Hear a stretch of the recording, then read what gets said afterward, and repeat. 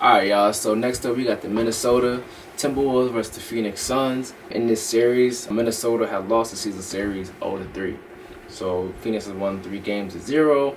That's mainly because Minnesota could not generate enough offense. The Phoenix is a very high-powered offensive team. With the likes of Bradley Beal, Kevin Durant, Devin Booker.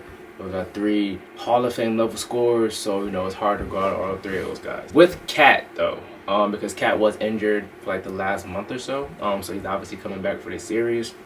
So I'm gonna go in their offensive and defensive rating based on Cat being there. So with Cat, they have a 116.5 offensive rating and a 110 defensive rating. So best defense in the league, kind of middle of the pack offense.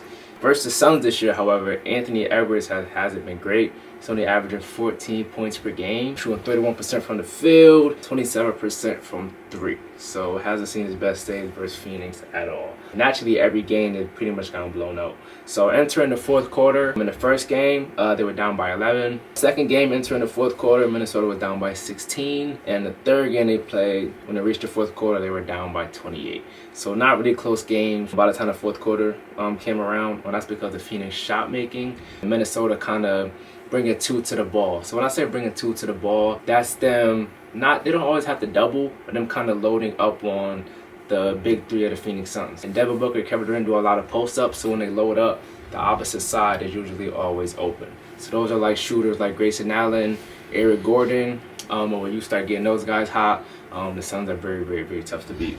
But for Minnesota, can they take advantage of their size? So they're a lot bigger than Phoenix. Rudy Gobert, Karl-Anthony Towns, Anthony Edwards, Jaden McDaniels, very good front court and back court side. But other than that, they have very good size in the front court. So can they take advantage of that? They play Kevin Durant at the 4, the Phoenix Suns do, and Yusuf Nurkic was a very good rebounder. But Kevin Durant, who isn't, he's very slight. So can they take advantage of their size on the boards, defensively or offensively, get themselves some second chance points, more possessions, that'll help in their favor as well. Cat, I don't think he's the main X factor, but he's going to be one of the X factors for the Timberwolves. His size alone should play a part in the Timberwolves potentially winning this series. He should do a lot of post-ups on Kevin Durant. He's a lot bigger. He's a lot stronger. Even though Cat likes to kind of hang around the 3-point line, he can do that.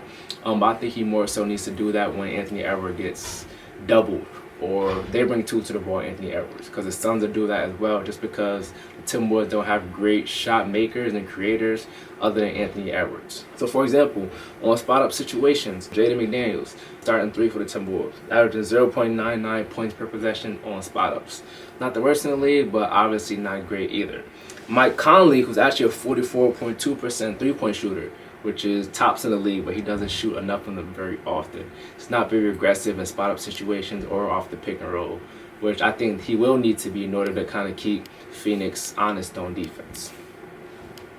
So, can they attack closeouts on the spot-up? So if Cat is in the post, and then the Suns want to double Cat because he's bigger than Kevin Durant, or he has a mismatch down low, can Conley, can McDaniels, can Nickeil Alexander-Walker, can Naz Reid, can they play off the catch? And then can they drive, or can they shoot? Or can they do basket cuts? Can they get shots like that? They kind of just need to have a variety of shots, not just rely on Anthony Edwards to work in the ISO and pick roll situations, because Phoenix can game plan for that and make it harder for Anthony Edwards to score in those situations. On defense, can they avoid bringing 2 to the ball?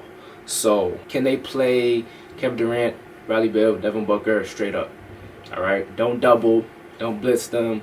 Don't load up on them. Don't do any of that. All right. You got really good defenders for the Timberwolves: Anthony Edwards, McDaniels, Alexander Walker. So just play these guys straight up and play them to their worst tendencies. All right. When Phoenix wants to be an isolation team, they're not at their best output.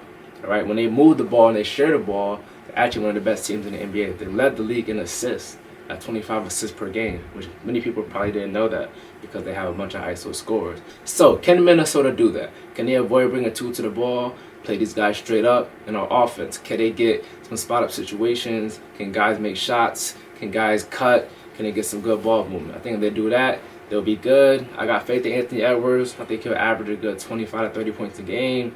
He's on a come-up, so I wouldn't be surprised if, he could lead the way. My guys just kind of need to chip in on the margins, and I think Minnesota should be good.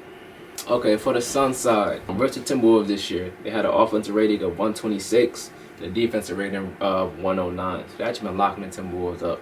I don't think that's because they have good defensive personnel. I just think the Timberwolves are kind of like challenged offensively, especially in the half court. So that's the big reason why they had a 109 defensive rating, not more so their defenders. Can they get good ball movement? When they have good ball movement and they share the rock, they are 37-18. It's a really good record, right? But when they don't, when they have less than 22 assists, they are 5-11. Not good. When they have less than 20 assists, they're 2-7. So when they play into their worst tendencies and just become ISO players, all right,